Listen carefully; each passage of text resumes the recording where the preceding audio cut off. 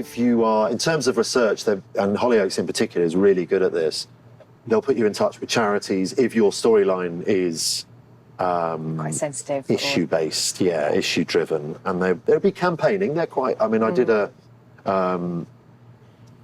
during my time on the show, we did a mental health awareness campaign, as I'm happy to say a lot of not just TV shows are doing, but the arts generally and society at large is now, I think it's fully embedded that this is a modern concern. It's an age-old problem, but it's a modern issue to tackle. And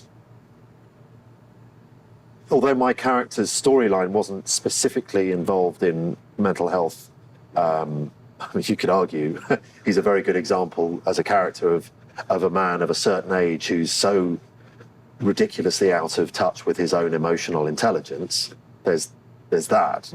But there are other characters on the show for whom that was a big part of their preparation for the role. They'd sit down with mental health, like Richard Linnell plays Alfie. He had a storyline where he had a schizophrenic.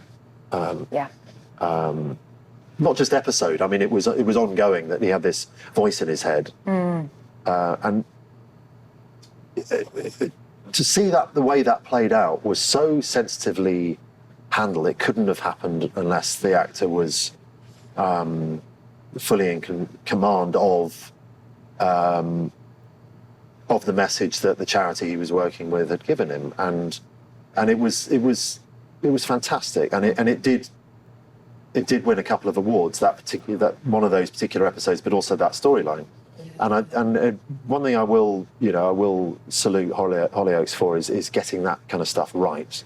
And I was very well supported in the kind of gaslighting element of Glenn and Grace's relationship, and we did talk at great length, Tamara and I, about how this wasn't going to play out as just an abusive relationship that becomes, well, it certainly wasn't. One of the most powerful elements was it wasn't physical, and it was always about the threat or the perceived threat from her about what he would do.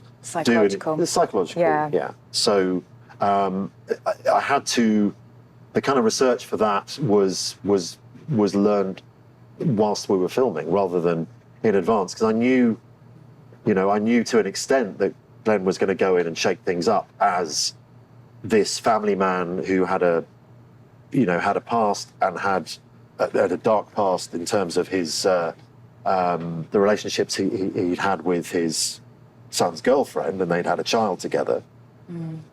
And that was all really I knew. I didn't know that it was then going to become an abusive relationship. So you had to, the research we did had to be about the relationship between us as actors. So we had to develop, a sort of a shorthand very, very quickly between the two of us about making it as realistic and as deep as possible. So that again is about being instinctive and being, present. Hey guys, thanks for watching.